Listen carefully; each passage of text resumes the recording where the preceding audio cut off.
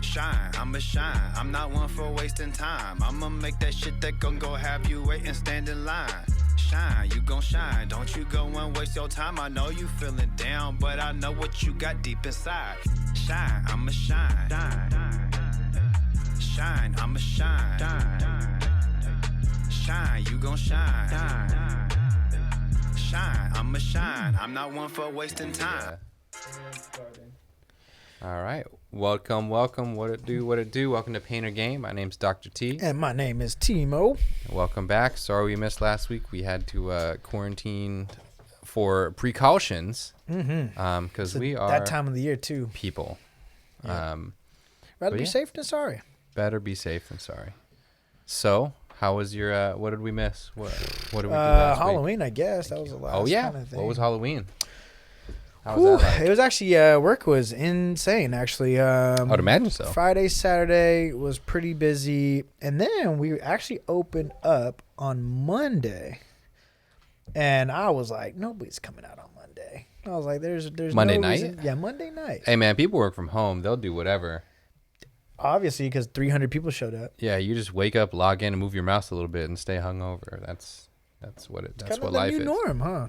Yeah, I was surprised. I was actually kind of dreading it. I was like, whatever. I'll just go in.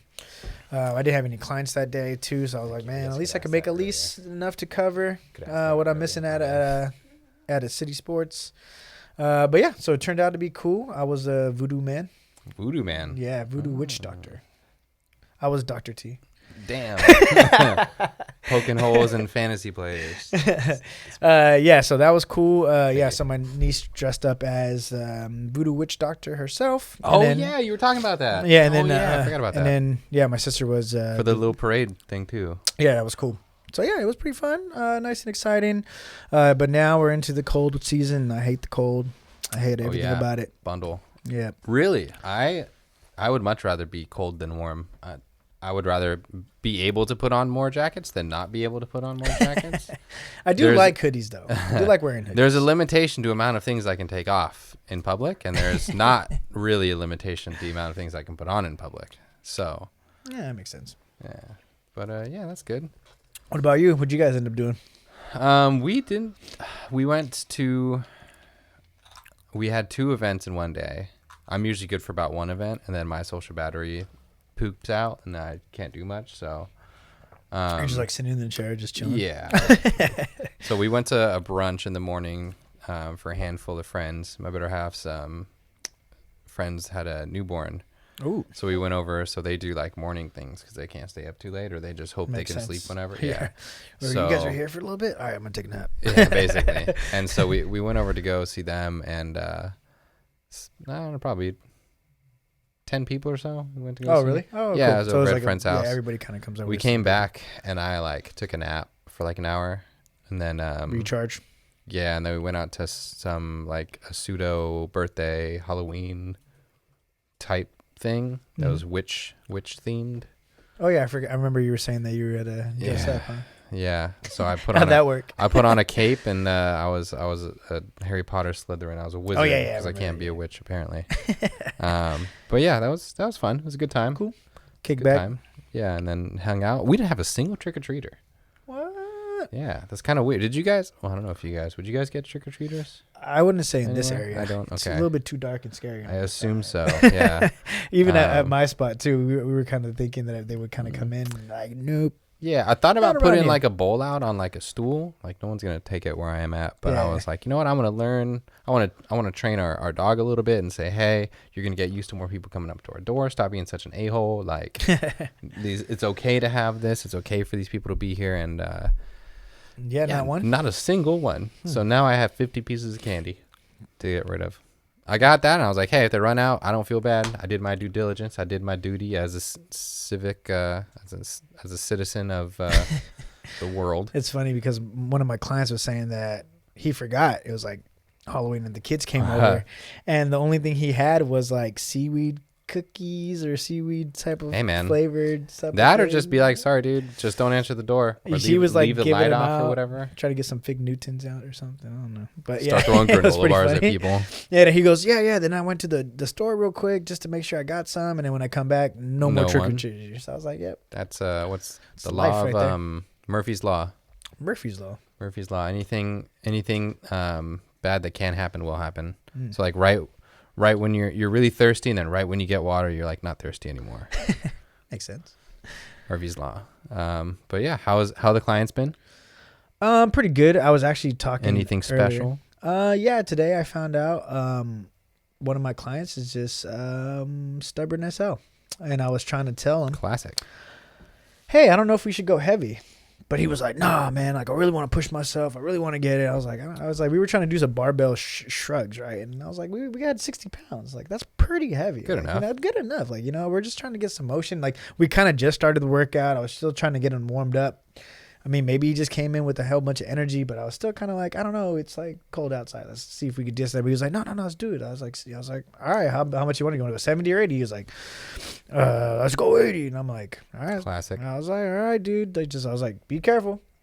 And literally, as soon as he kind of leans over to kind of like straighten out his arms, and he did like 2 shrugs, he's like, oh, my back. And I was like, oh, because. Classic. Because guess we should have warmed up, buddy. Yeah, exactly. I was like, oh, so we should have just waited and kind of waited till your whole body can actually hold the weight for that. But hey, man, I don't want you to yell at me. Right. But I still told her, I know. And then it's funny because then I'm like, hey, let's stretch it. Let's stretch it. Like, here, let's do these kind of like little motions here. And he was like, no, let's just do arms.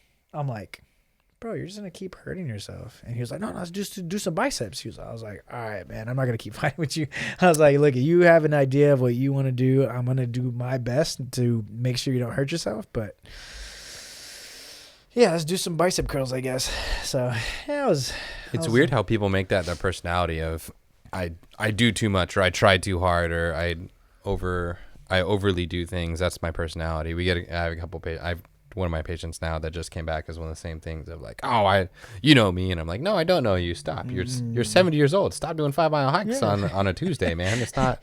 Stop it. Yeah, just do. That's not fun. It's like, yeah, I don't think any more or less of you for doing this. Stop it. Yeah, and I was trying to talk to him too because he's been trying to be like, oh, do you know any other supplements that could hurry up and make this faster? And I was like, okay, so you just really don't want to do the work. You just want to like get to the end result without the work. I was like, why can't I just be strong? Yeah, well, if I would lift heavy weights, then I'm just going to be super strong and be yoked like everybody else. I'm like, no, that's not how it works, my guy, but whatever. Unfortunately. Don't listen to me. But other than that, all my other clients are pretty good. They're it's cool to see the body mechanics and they keep changing. Like, no, I haven't seen really any of my clients like plateau just yet necessarily. They're always making improvements in like, their balance or their strength, even core. Yeah. So it's really cool to see. And, that's good. Yeah. Everything's on the up. That's good. What about wheels? Wheels, we doing stairs, dog. What? Yeah. Wheels, we're going up. He's stubborn, but Wheels is doing his thing. Yeah, for those of you who may not know, Wheels is in a wheelchair and needs to have help walking. He has a congenital disorder that does not allow his muscles to be as coordinated or strong as they need to be. So for the last 2 months? Yeah, 2-3 months, something like that. Yeah. Mm-hmm. I've been working with him to get up. So yeah. we did, so he holds on with a death grip onto the side railing bar, and we did, I want to say over 20 stairs, got to the top. He doesn't go downstairs very well, so that makes life very difficult sometimes. We didn't realize that the first time we tried. So we've done about two days of stairs so far. So last week was the first time we did some stairs, but he doesn't go down very well, and we didn't realize that until we got up, and it was like a real tough time getting him down. We're like, all right, so we just like picked him up. Yeah, at that point, we just picked him up and brought him down. But now we brought him out to the stairs. We're at the top. There's an elevator that goes down. So if so facto, we took the elevator down this time. But yeah, we've been doing stairs. He's a little. And what is the reason why it's a little bit harder to go downstairs rather than go up them? Coordination, and he's used to pulling for his stability. Yeah. Right, keeping yourself up. Yeah, he doesn't pushing and leaning forward isn't kind of his strong suit unless he's got like a real far forward lean, which is dangerous. And so him like trying to be easy to step down it, like reaching out isn't like the greatest thing for him. He likes to lean and he'll try to sit down basically onto the stairs and then like slide his feet down and just like basically go down and then step up and then sit down on a lower level and then stick his legs out 2 stairs and then stand up and then sit down one. And that's how he'd want to do. And it's just too inefficient and you don't want that impact on the butt. One, he's wearing a diaper and you're never fully sure how wet or how clean it is. 2, one of the issues with being in a wheelchair is you have to control pressure relief. So you don't get pressure sores all the time. So you don't want an already sensitive, like, part of your body that's been sitting in a chair for so long. You don't want that to have the constant down and the friction based, the shearing force of sliding your butt against it. So anyways, we just had to carry him down. But yeah, did some things. Okay, cool, man. It's good to hear that he's actually progressing. Yeah. And is this like kind of the usual progression, or is he like his speed, or would you say he's kind of going faster than what you anticipated, I guess? So he does more than I anticipate, but I can't say with all confidence that I have any idea of how he's supposed to be. Okay, so this is your first kind of. This is my first experience with this. Like I had to look up his. Yeah, I remember. I had to look up what was wrong with him, basically what his disease was, before seeing him, and it was a little one. You just got to be transparent. I talked to the parents. I'm like, look. I've never had a patient like this. I've never seen this. I've heard about it. I've read about it in books and like PowerPoints and stuff in school. And I like looked it up before, but I have no idea what to do for you. So here's my goal. I just want him to be able to walk more, and that'll kind of just parlay into a bunch of different activities and stuff. But I have no idea. And that's when you got to be like really, really transparent. That's probably the best skill set. I think I've talked about it earlier of like knowing when you don't know is the best skill you can have. So I talked to them and they were pretty open, like, hey, we just want him to get up and do things. So whatever you can do, help him out. To be more mobile. Yeah. And so the original plan was for me to only see him for about 4 weeks or so until they can get into the hospital and see like an actual like spinal cord specialist and blah, blah, blah. And so they've just been kind of happy with it, and I can't deny treatment. So I can't like refuse them without legitimate reason. He is improving with me, so I can't say that he's plateaued or... Yeah, no, exactly. So I can't send him out for any reason. But he gives me a little bit different outlook on life. And it's, like I said, he is getting better every week. So... build that, it is there. Relationship with them too. Yeah, the one thing that I'm very, very cognizant of is how much it costs and like what like insurance is going to cover. And I know, like we had a conversation with them of like, look, your insurance is going to kick this back soon. You're up to X amount of visits. Like, they're going to subpoena for records. They're going to ask for verification. They're going to ask for why you need this. And I'll send it to them. And like, it's all true. Like it's a congenital disease. You need this therapy. You need the help. Yeah. But they're going to subpoena. They're going to fight you for every penny after X visit, basically. And so they're like, yeah, that's fine. We'll just, we'll cross that bridge when you get there. And I was like, all right, man. Transparent. Yeah, exactly. Cool. All I can be is transparent. I'm telling you what's going to happen. Yeah. And so once we get past the stairs, and if we can do that consistently, I don't know what we're going to be able to do, but we'll see about stuff. See another next step. Yeah. So Wheels is doing well. That's pretty cool. We're going up on things. I haven't seen that. Oh, that reminds me, I need to go double check on the kid with the suspected compartment syndrome and see whatever fruition from that, because he never came back for treatment on his ankle, which means I was probably right. Because if I was wrong, then he probably would have came back for an ankle sprain. So that reminds me, I should go check on that kid sometime tomorrow.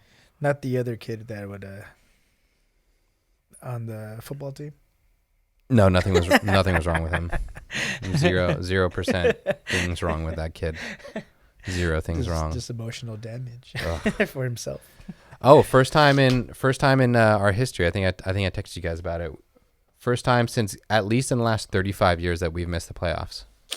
35 years is 30 actually for pretty, a public school. At least pretty 35 good. straight. It might be longer than that. 35 straight years of like playoffs for a public high school football team is pretty insane. Yeah, that's pretty good. I Actually. would never expect it to be that long.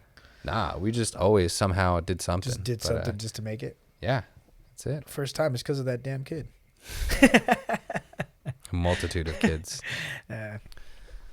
Cool. So, but how's your fantasy life over there? Fantasy team is doing well. Slick Fargo Fan Club, we on the up and up.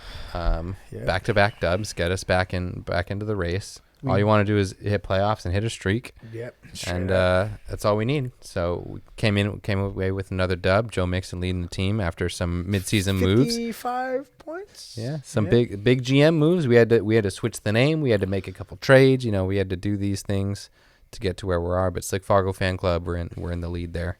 We're doing well.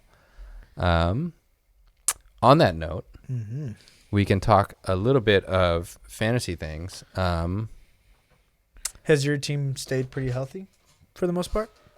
After my first two quarterbacks went down, yes. I guess. That's yes, true. they have been. Better than midseason? Yeah, and so we can hit the first injury. I don't remember if it's Josh Allen or not. I might want to save that for the end just because that's a little bit more. So we can talk about Mark Andrews. We can talk about him.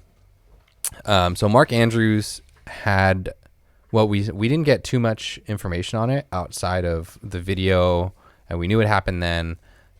He had a knee sprain that he was battling, but like I said, he was going to come back from that, and he did. Yeah.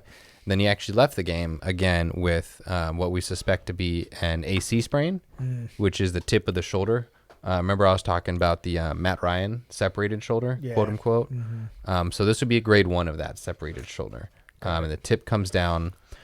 Technically, you could put an injection in it and you can play, depending on the severity of it. So just playing it slow with him, I'm guessing? Yeah, I think it's going to be very team-based. Do they think they need him for the next game? Who do they play in the next game? Deucer? Do you know off the top of your head? Bye. They have a bye. Ooh, that's yeah, perfect. so they got a bye week. Saving him. Yeah, he's going to be playing after the bye week. He guarantee he'll be good to go. He probably doesn't practice his next entire week at least. But he should be good for the bye week for what seemed to be a grade 1 separation because he came back in the game, so it's not the end of the world there. So it's okay. But yeah, Mark Andrews should be playing after the bye. Load him up as much as you need. But yeah, that's with him. Moving on to the next one. I can't tell for show.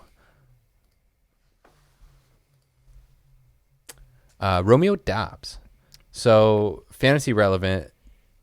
Anyone outside of Alan Lazard on the Green Bay Packers are kind of just hunting and throwing darts and hoping someone's come in. He's been a guy who's actually been performing decently well. I think he's been getting at least double digits.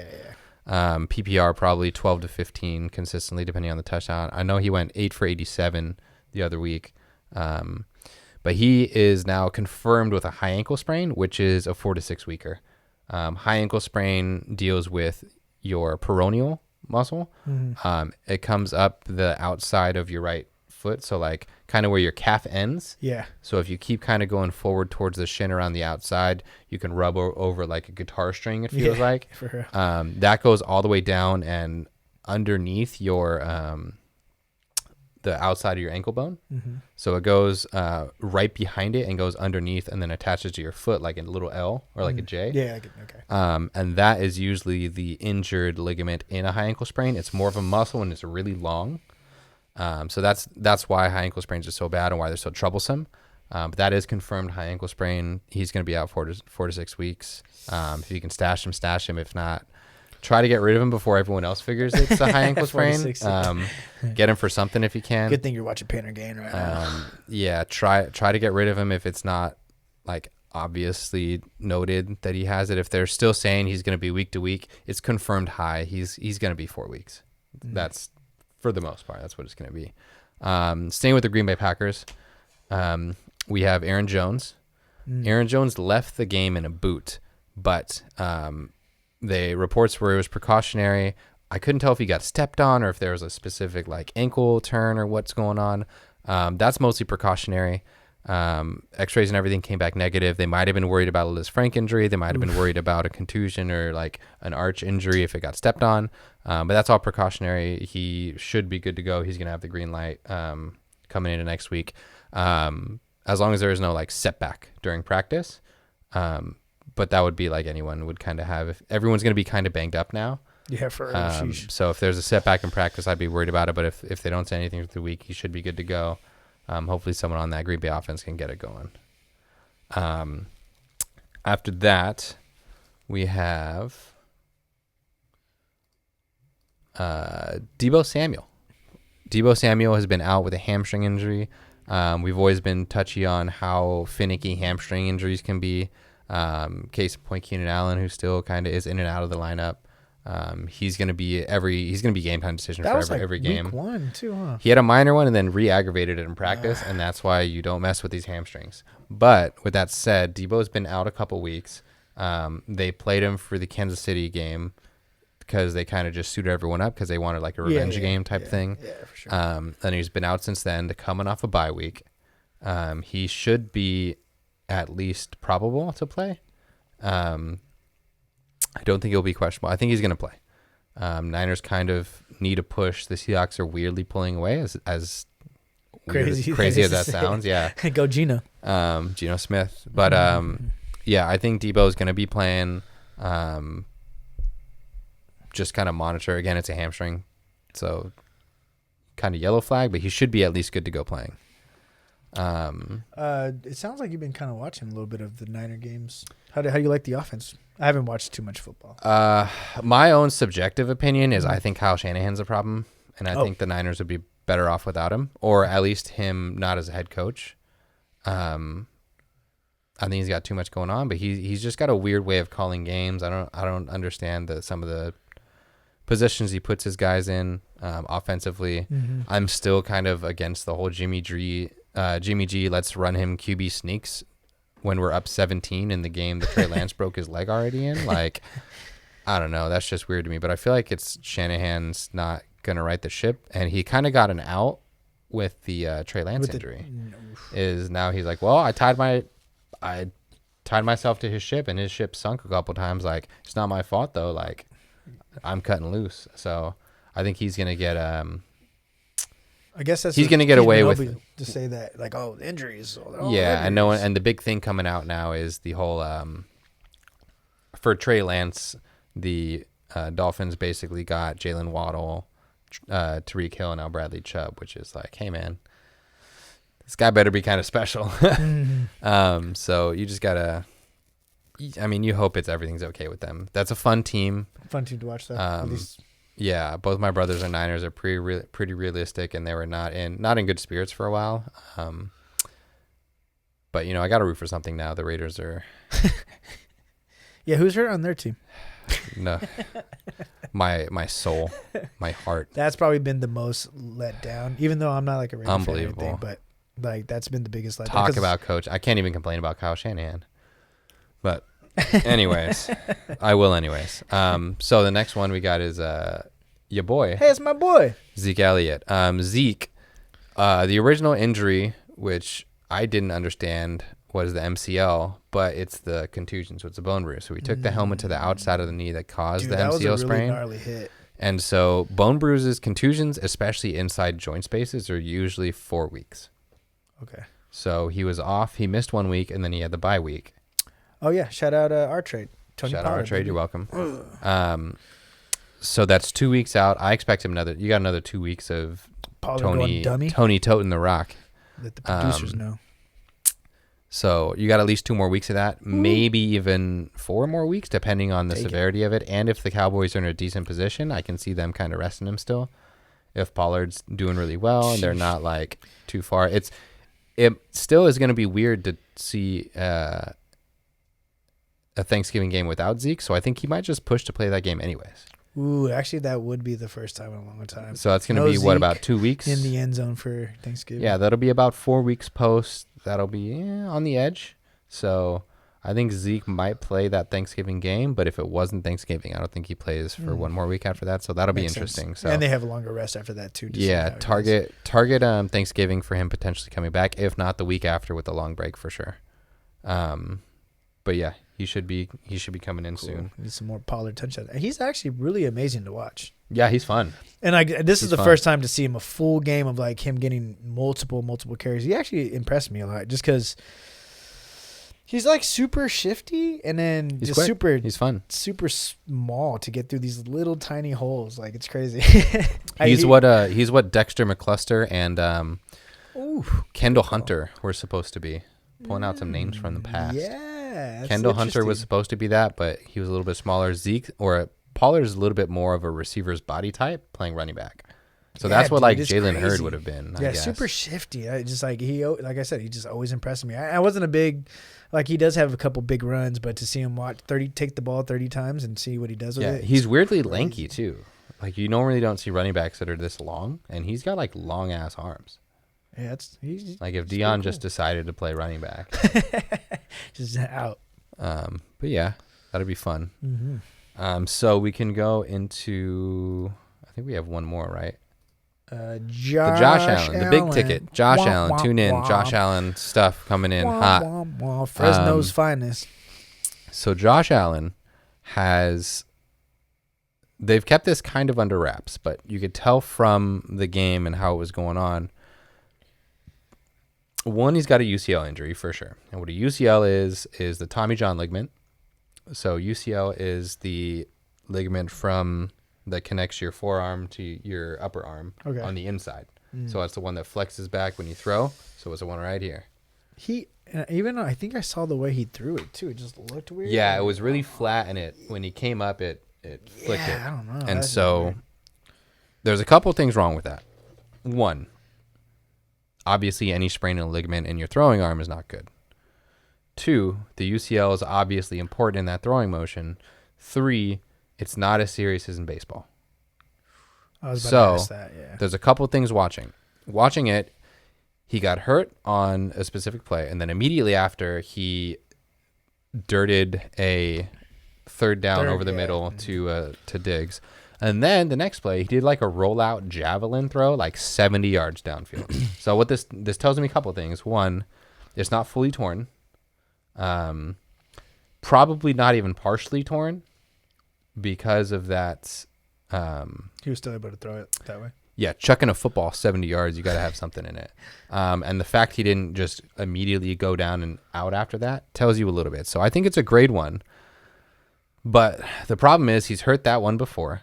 Ooh. And there might be a little bit of residual laxity. If you've sprained something before, you're going to have a little bit of stretchiness in that joint. So you're going to have a little bit... kind of helps a little bit then. Somewhat. Yeah, but when you hurt it, it doesn't come back as fine. So if you do hurt it again, that's like if you roll an ankle, you're going to roll it again and again and again. And it's going to be a little bit more susceptible to it. So Gotcha. It is going to hurt, and he probably does have a sprain. But the difference is for football... Very rarely are you going... The reason it's such a bad thing in baseball for pitchers is every single pitch, you're having almost max exertion on that. You're trying to throw that ball as hard as you can every single time, whether it's a fastball, changeup, slider. Your grips change the speed and the curve, but your arm velocity and how you're whipping it is max effort just about every throw. Or at least like 90% max effort every single throw, unless you're a knuckleballer. But even then... That's why a curveball you actually throw, it's harder on your arm than a fastball, even though it's slower, because the grips makes it turn and you have to have more velocity through the air. With football, very rarely do you throw as hard as you can. Very rarely. Even if you're throwing to the out, you're usually dropping it. You have a little bit of touch on it. You're throwing screens. You're throwing it down the sideline. You're trying to fit it into pockets. You have a little bit more control of how you're throwing it. So that's the good thing. The bad thing is how he was shaking his arm afterwards.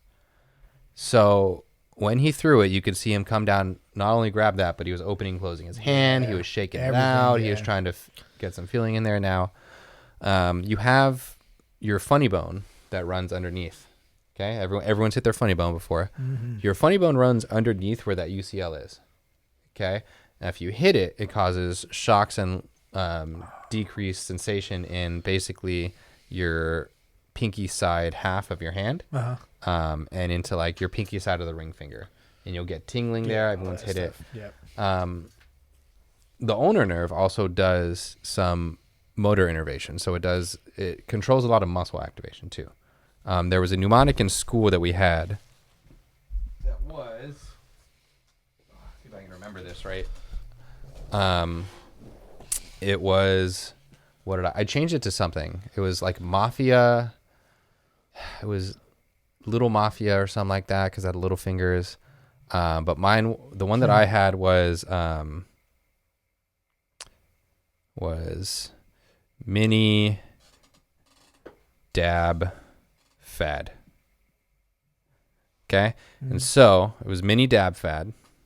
Say that for my handwriting. Mini dab fad. Now what this stands for is mini. That's how you know all the ulnar nerves. Welcome to what I had to do in school. Every single thing was the dumbest thing in the world. But just to remember everything. You have one nerve in your head or in your face called your trigeminal nerve that has 21 branches off the first branch of it, and there's 3 different branches. Huh. And so we had like the dumbest sayings. We can go over that another time, but we had you just think of stupid sayings for everything. Just to remember, man. Oh yeah, the dumbest thing. But mini is all pinky muscles. Okay, mini, all pinky muscles. So that's anything in the pinky that controls it. So what that can do is that can affect grips, that can affect squeezing the ball, that can affect how you hold on to it, that can affect the touch on it, that can affect the spiral on it. Not as much, but any little change in it, if you don't have the activation or it feels weird, if you flick it, it's a game of inches, it's a game of centimeters. Like it matters the little throws and not having a tight spiral on it. So a lot of the gripping that comes from it is going to happen from there. Okay? Got it. So mini, dab is the digitorum, and AB is the abductor pollicis. So your flexor digitorum. Flexor digitorum. There you go. So dab is flexor digitorum and abductor pollicis. So your abductor pollicis, anything with pollicis is your thumb, which is a big deal. Mm-hmm. So your abductor pollicis helps do let me see the correct flexion, abduction. Your abductor pollicis does this. Okay, so you waving down. Okay, flexion, extension, adduction, abduction, so abduction. So that's pulling it out, pulling it down. So that's if I got to take a snap, if I got to open up my hand, if I got to get my hand around a ball. Well, even just for taking the snap. Taking a snap. So all these, handing it off to reach out to palm a ball. And you're already talking about thumb and pinky. So yes. So you have things like here, you have your opponent's pollicis, which is different. So coming in here and touching your pinky, that's a different muscle than what does down. So you have a bunch of different muscles. Okay, so touching your pinky is different from opening it down. Okay, so opening it down, but still to get it down here, to reach, to do this, to signal, to do whatever you got to do, that's that muscle. Okay, your fad is any of your flexor muscles. So you have like flexor carpi ulnaris, your flexor profundus, and then your digitorum's already mentioned previously.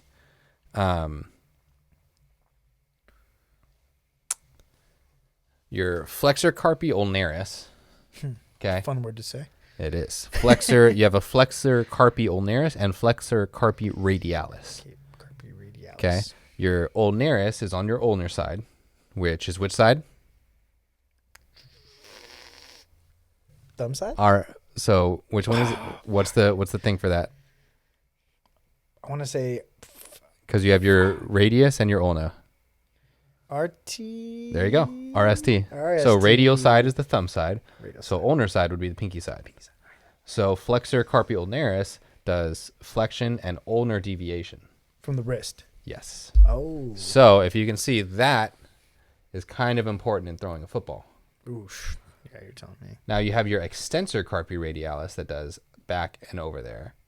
Okay. But that's not the same thing. Really. Going straight to the side, you need a little bit of both. If that's weak, I was about to say, yeah. so you can tell an ulnar nerve Because he's injury. he's the type of player that throws like little side. You need to arm flick or it. Whatever, yeah. You can actually tell an ulnar nerve injury is if you do this and you have them keep pushing and you add some resistance. If they have a flexor, they have an ulnar injury, they'll actually start to drift up because their top side will be stronger because that's a radial nerve. Gotcha. So that's one of the ways you can check. But RTS. having it down and away towards the pinky is going to be the harder part. So that's the issue with it. FAD is adductor pollicis.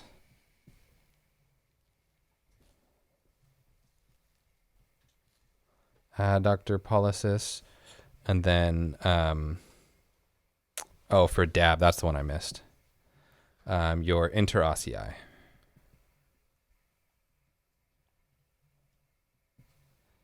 Interossei.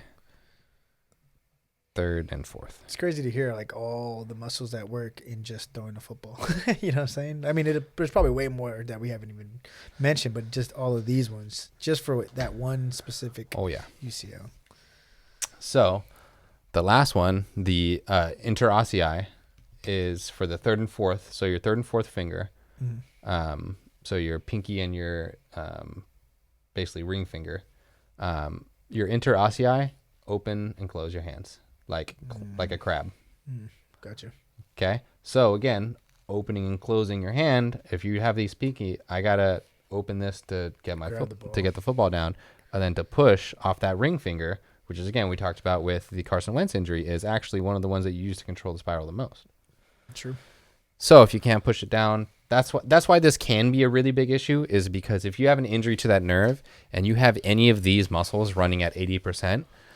Imagine if you add just a little bit of wind or shooting with like a piece of tape on your hand, if you're shooting like a basketball, any little change in that is going to really affect how you're doing things.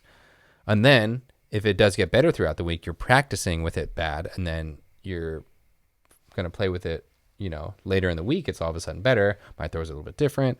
And so this is why it's a bigger deal about the nerve stuff than the UCL stuff. Ooh. So if the nerve stuff is true, what can happen is the UCL can swell up if it gets swollen or inflamed or anything. It can swell up and actually push against that nerve. Probably annoying as hell too.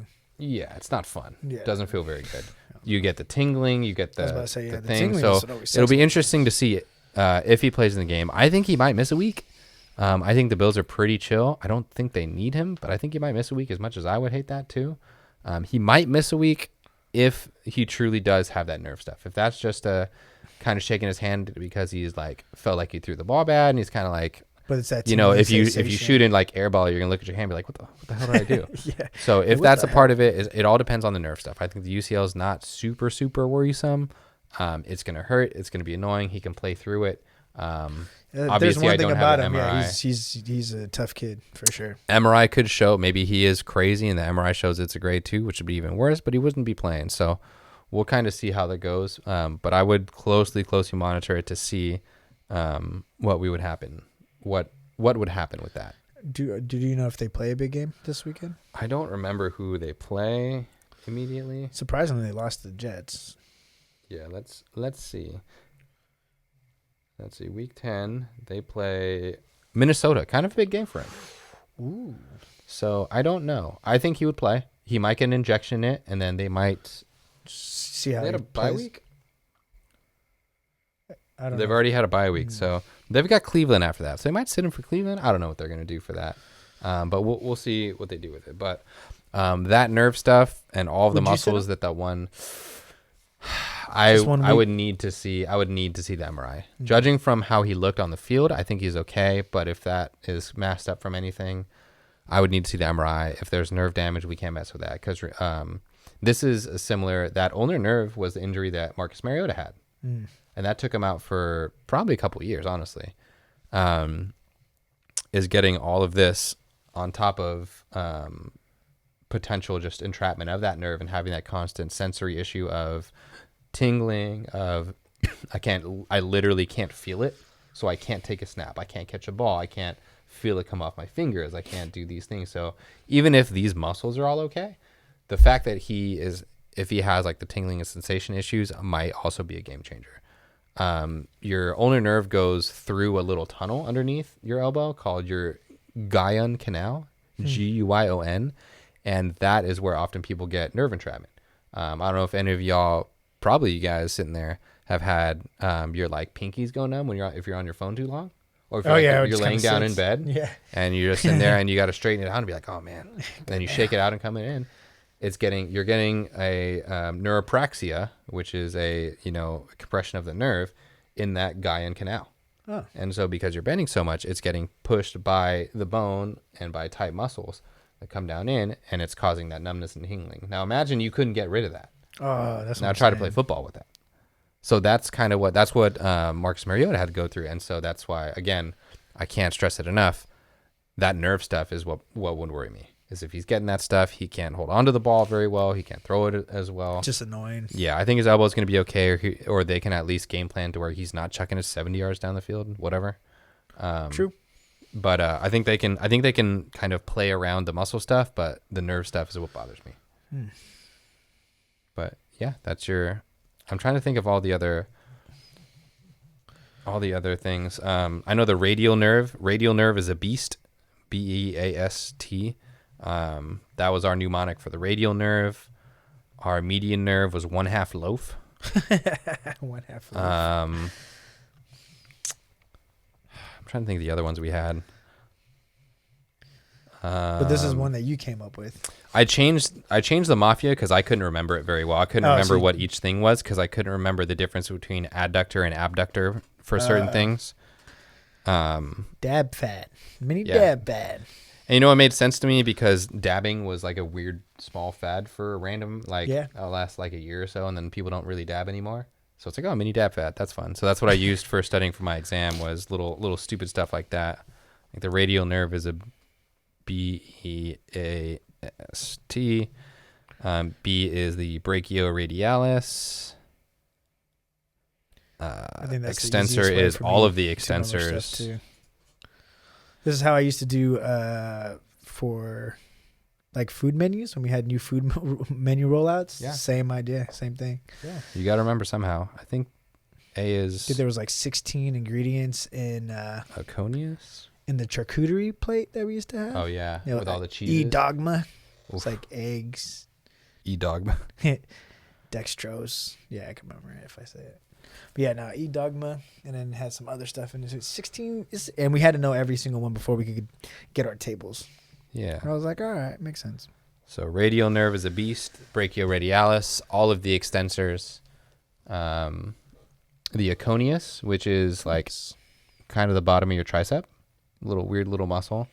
Your supinator, which causes supination of your arm, which is like a bowl. Whoop, yeah, soup. I have a bowl of soup. And then T is triceps for obviously the triceps. And then the other one was 1/2 loaf. That one's a little bit easier. 1/2 LOAF of pumpernickel. Pumpernickel. Of pumpernickel. I don't know how you spell pumpernickel. 1/2 lumbricals. So I was talking about the pad and dab, the opening, the interossei. Mm-hmm. So the first two are from the median nerves. Oh, so you get the half. Yep. And then the opponents. So the opponent's pollicis, which is the one where the pinky touch. Mm-hmm. That's your median nerve. And then, see, this is where I couldn't remember him as much. This is your, I want to say your abductor brevis. Abductor brevis, which is like your small one that comes out. You have brevis and longus, which is really far, which form that snuff box. Oh, yeah. And then F is your flexor profundus. I don't remember. Can't remember them as well. Pumpernickel. Yeah. And then pumpernickel was your your flexor pollicis longus, which is your thumb one that comes down into there, into like your middle finger. So just depending on the point where it kind of goes to. Yep, you got a lot of thumb muscles for that fine digit control. That's what separates us crazy. separates us and the monkeys from everyone else. Are those pollicis muscles? Yeah, I think that's all the mnemonics I have. Anyone? No, it's not like anyone has any nerves that are dying to remember the innervations of. That's not how this works. Some of them are really easy. Some of them are like the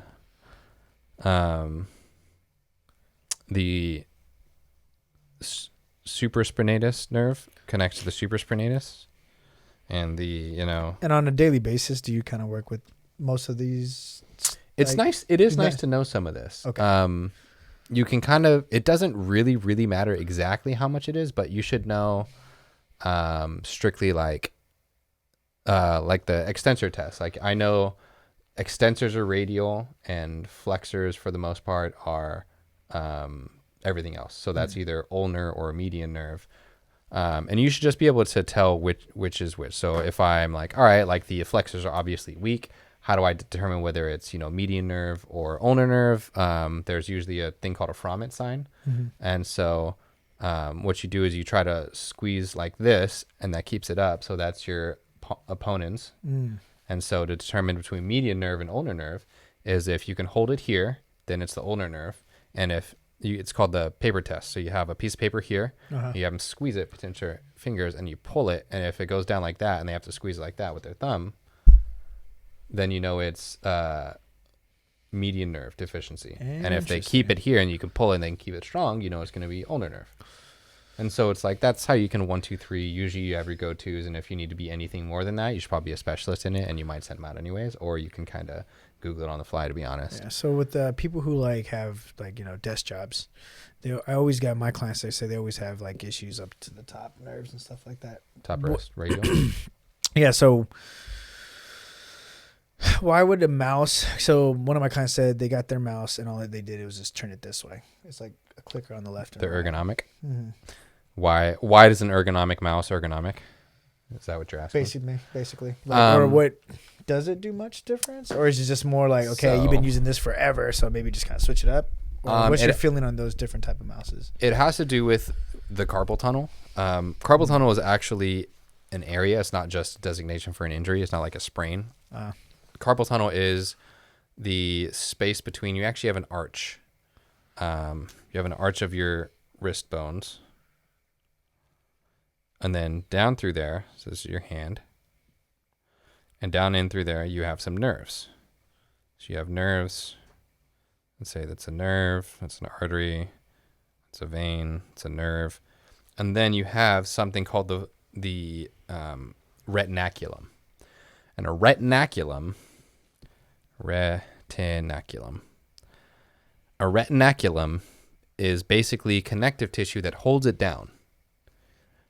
Like you're trying to get a bunch of stuff along a wall, and then you just tape it down so that it doesn't fall out of place. So you have retinaculums that hold things down.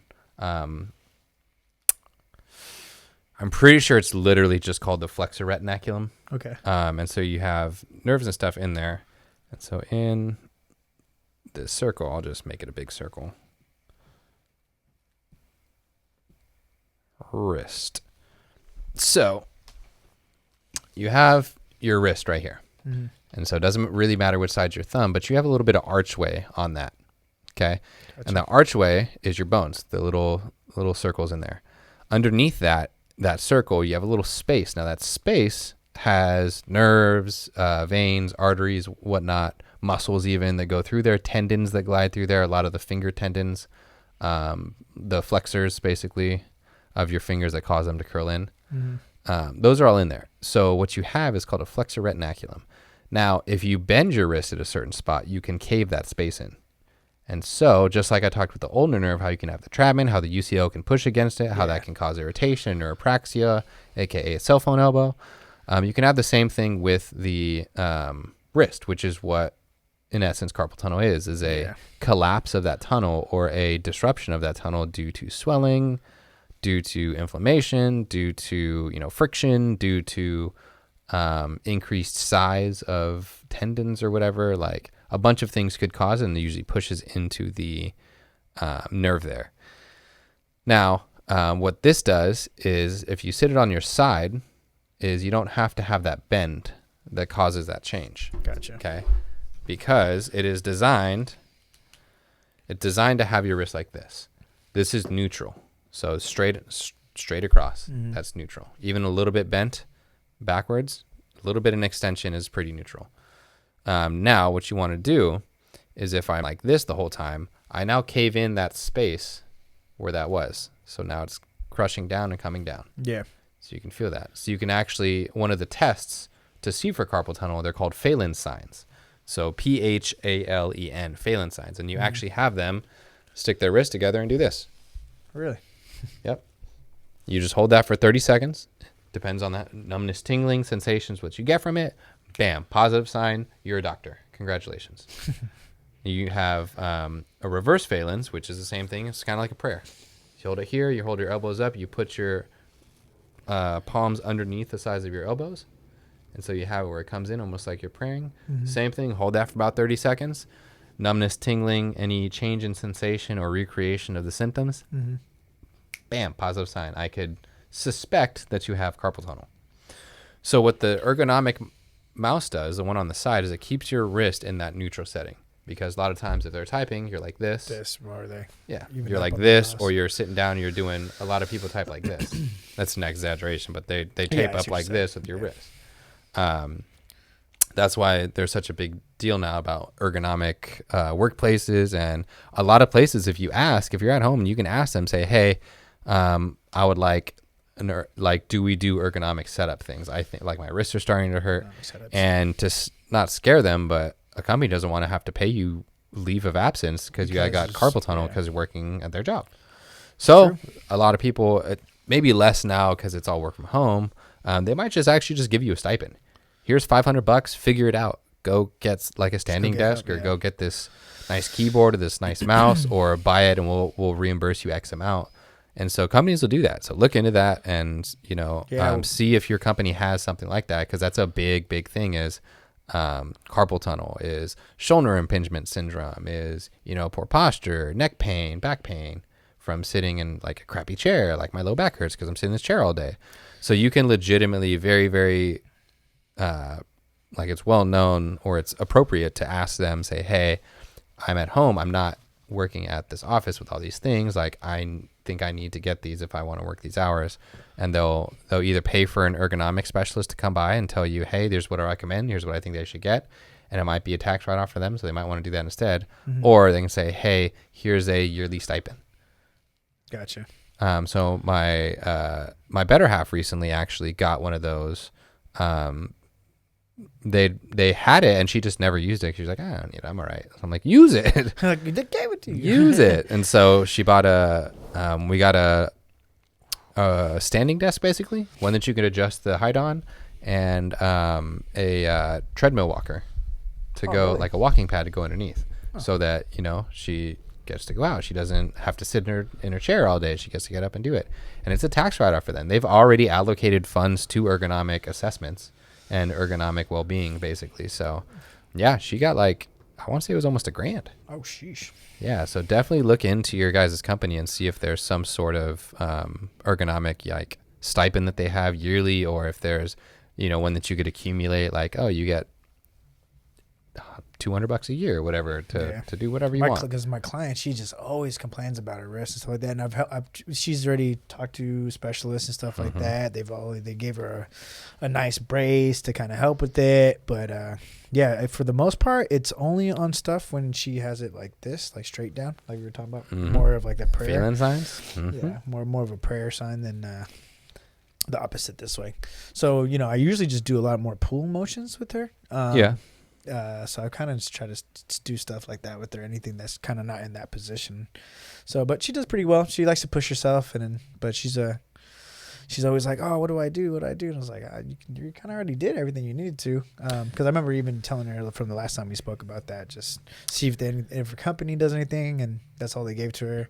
Yeah, the mouse. The only problem is sometimes that masks it unless they fix like their typing habits or their mousing habits or whatever.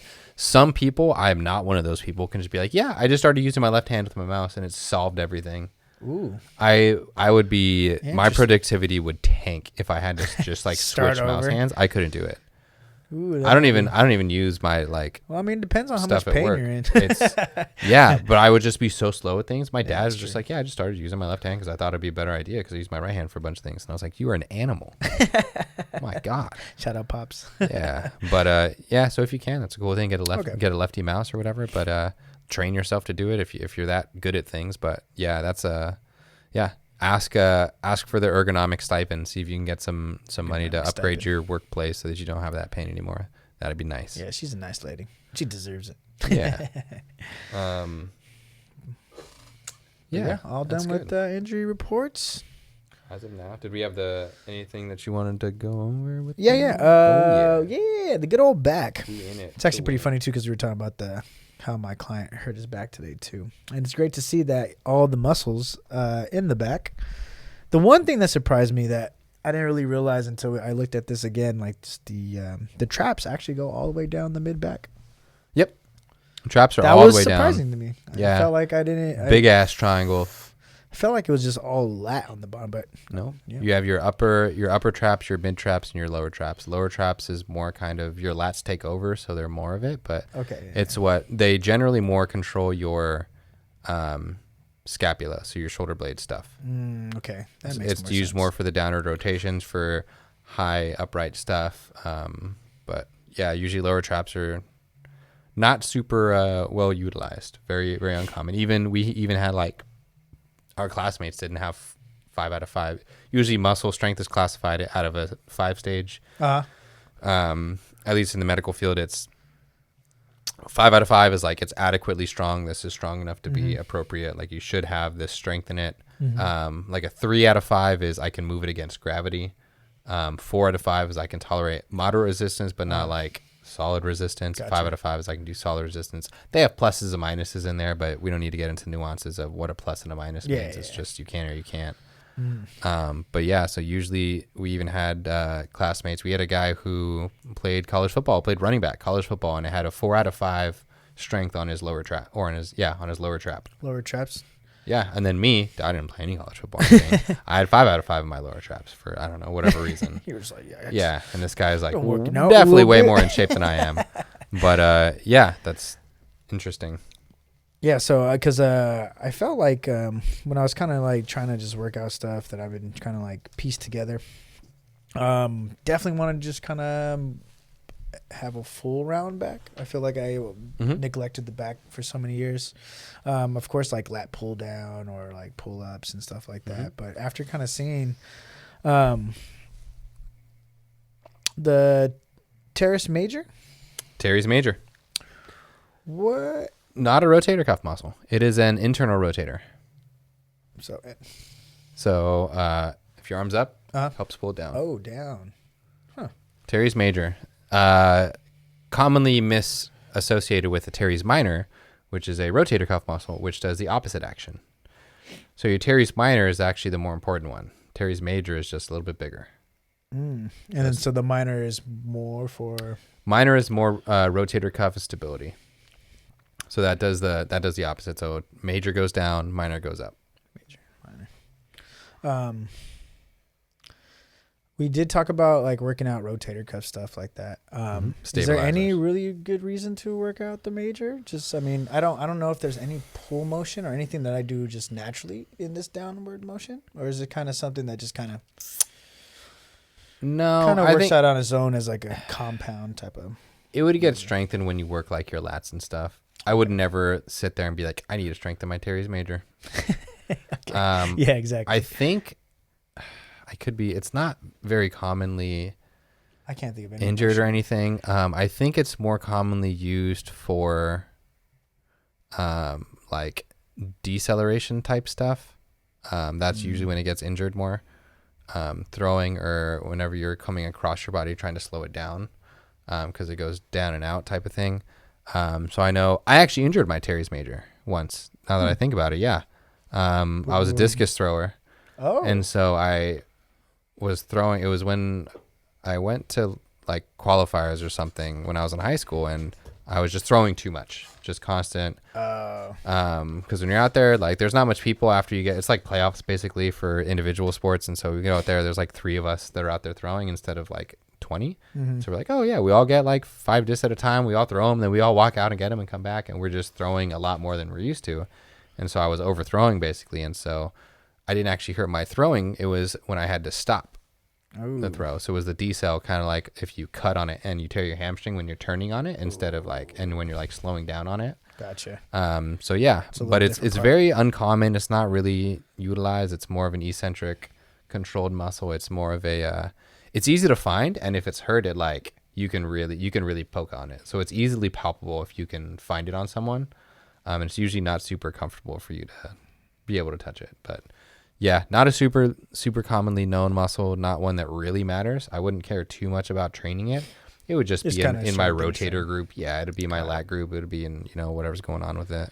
What's the difference between the rhomboids and the traps, like mid traps? Or are they all just kind of together?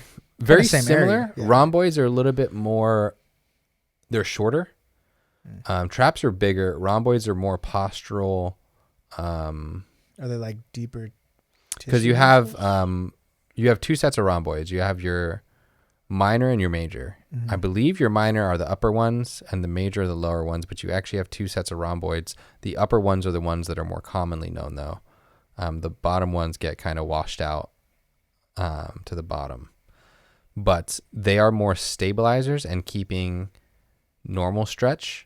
Kind of like standing up straight. More wear and tear goes on those. You only really use your mid traps when you're actively doing something. So rhomboids are more like postural stuff. That's usually that with the levator scapulae, which is the one that you can kind of poke on the top of the shoulder blade. Those are very, very common trigger points. And if I really wanted someone to buy into therapy, I'd just be like, all right, don't tell me a single thing and I'm going to poke somewhere and it's probably not going to feel very good. And then you find that spot. They're like, oh, yeah, that's the spot. That's the one. How did you know that? And I'm like, I don't know. It's magic. And then you can like make them kind of buy in. Like, all right, trust me. I know what I'm doing. Yeah, exactly. But yeah, rhomboids are a lot more stabilizing, controlling that. Mid traps are more pulling shoulders back if I'm like actively doing something. Okay. Yeah. A more active base. Yeah. And then the infraspinatus? Infraspinatus is rotator cuff muscle. Rotator cuff. It does external rotation. Yeah, it looks like most of those, like the major, the infraspinatus, even the posterior delt. Post delt. Post delt. All rotator stuff, huh? Well, I mean, the posterior delt's more of an extensor. So it pulls it back. Teres major is kind of, I wouldn't consider a rotator cuff muscle, but it's like a shoulder assister. Rhomboids are more stabilizers. And then the one issue I have with that picture is the erector spinae. So that is called your thoracolumbar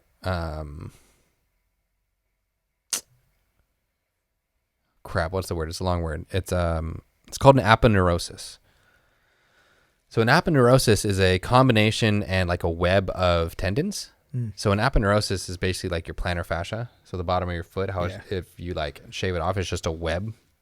That's what an aponeurosis is. So your lower back has one of those where you have all of these lower back muscles combined into, which is the lower trap, the lats, the erectors, your quadratus laborum, like any back extensor generally just combines into this group. That's why anytime like reaches for that one spot on their back, they're like, oh, my back, I pulled it. Yeah. Because that's usually where they all meet anyways. Basically where my client hurt himself today. Exactly. It's your aponeurosis and it's just a web.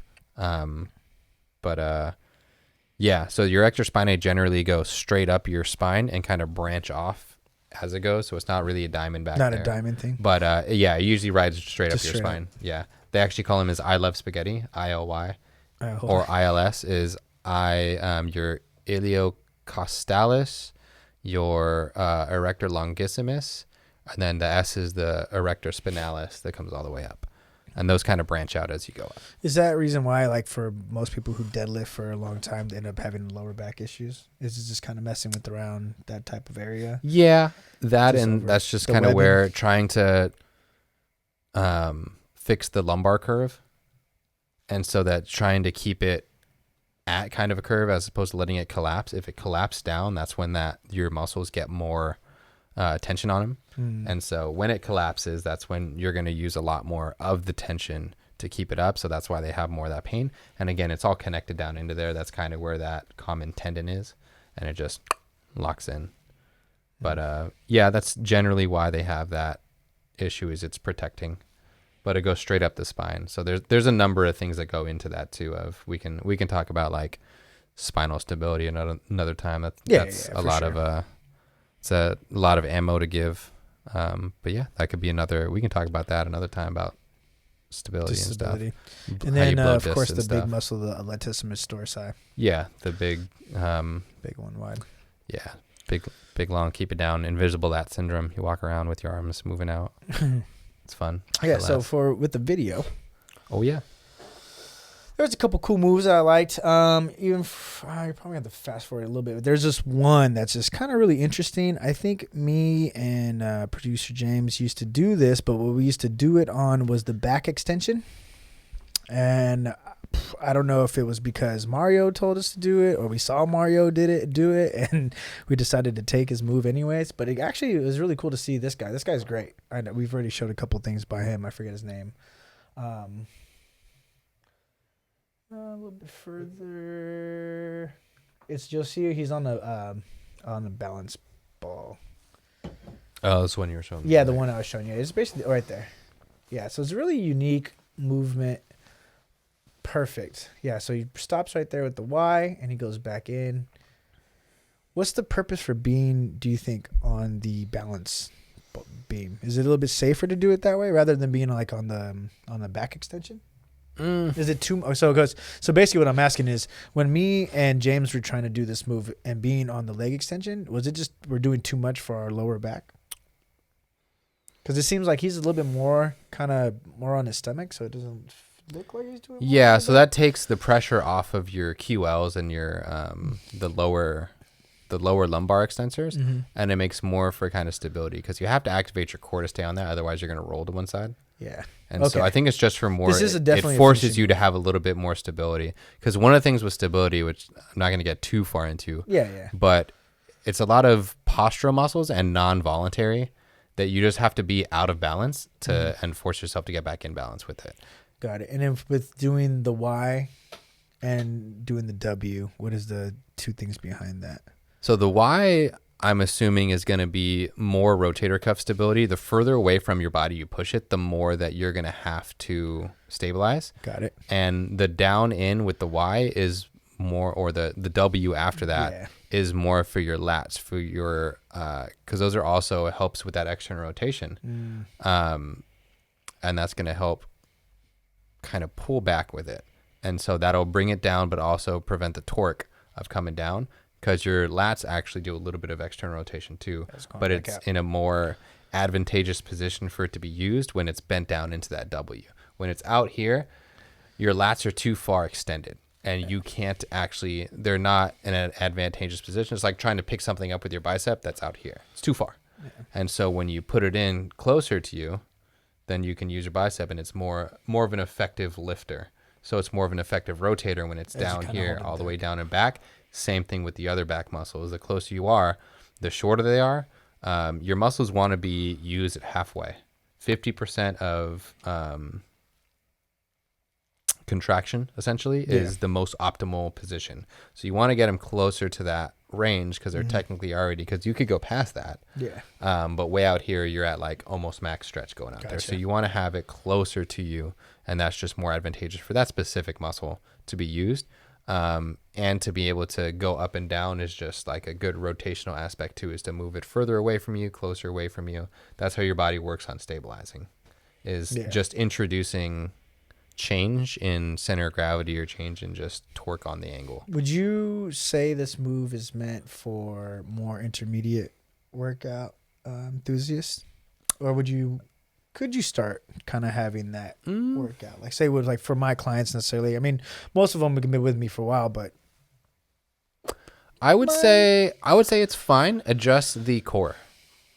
So I would have them do that on like a leaned over bench and have their chest kind of supported. And then you can have them kind of squeeze the back and just feel them lift the pressure off a little bit, so they're not fully dependent on themselves. So they can kind of hold back a little bit and just get a little bit of pressure off. Or you can stay down and pull it back. Yeah, I've seen people laying down straight on their stomach and then pulling straight back. What do you think about that? Yeah, that's fine. That's cool. More stabilizer, because I like that exercise a lot. That's great. Is more exercise would be just to kind of be at that 45. Just lay on one of the lean back benches. Yeah. Go chest down on it and just come up and out. Have the rotation. Have the stability of it, but be at a little bit of 45-degree angle. The better they get, the lower down they get, the harder it's going to be on the shoulders.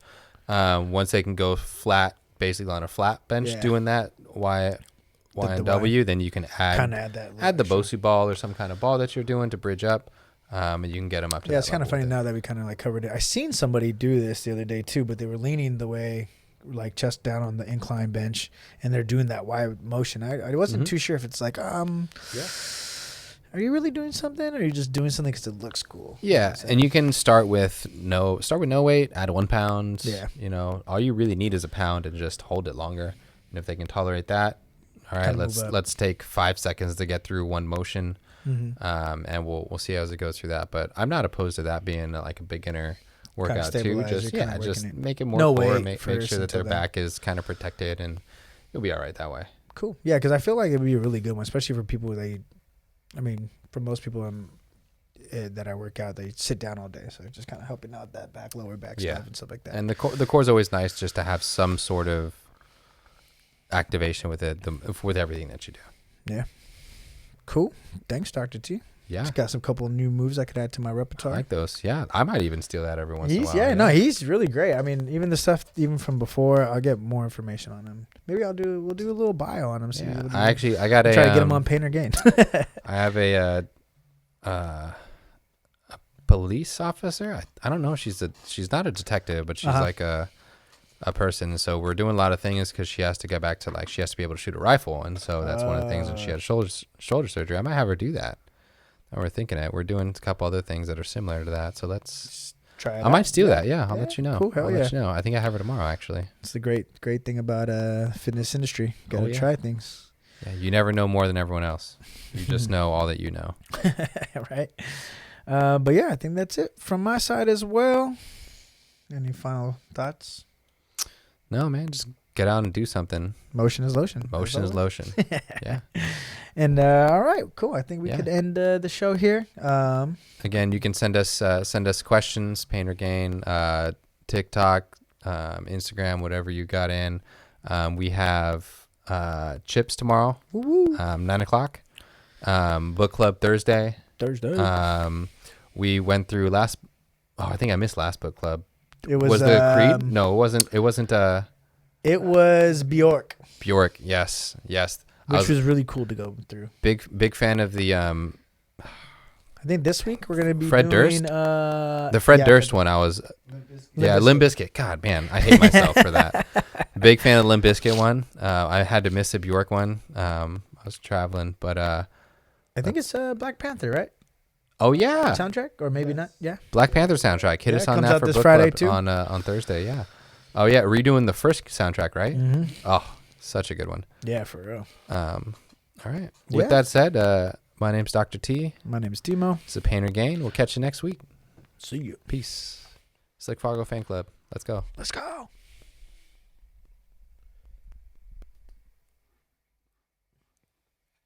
The UCL. Speaking about lower back, I need to stretch tomorrow. Yeah, I'm going to try those workouts tomorrow. I almost forgot those. What? That workout.